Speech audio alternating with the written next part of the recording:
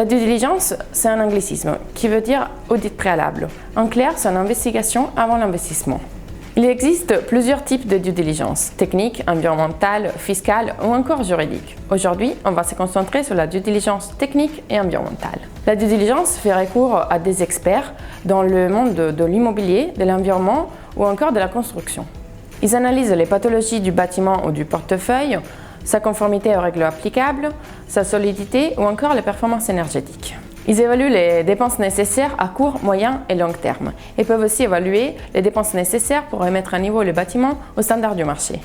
La due diligence est importante pour l'acquéreur comme pour le vendeur. Pour l'acquéreur parce que ça lui permet de sécuriser son acquisition à travers une vision claire des dépenses engagées suite à son acquisition.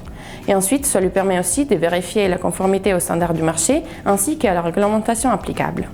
Pour le vendeur, parce que ça lui permet de répondre à ses obligations légales et techniques, de reconnaître rapidement les atouts et les problématiques de son patrimoine et de lancer éventuellement des travaux pour maximiser la valeur des actifs sur les marchés.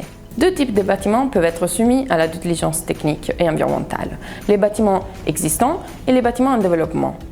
Dans tous les cas, la due diligence commence par une visite du site.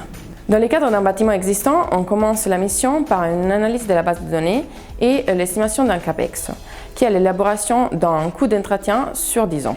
Dans le cadre de bâtiments en développement, on analyse aussi la notice descriptive, les plans masse et les gabarits envisagés sur les projets, dans le but éventuel d'améliorer les produits.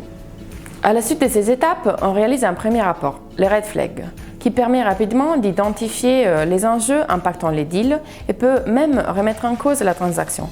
Alors, on parle des deal breakers. Les rapports finaux expliquent plus dans les détails tous les sujets qui ont été analysés lors de la mission.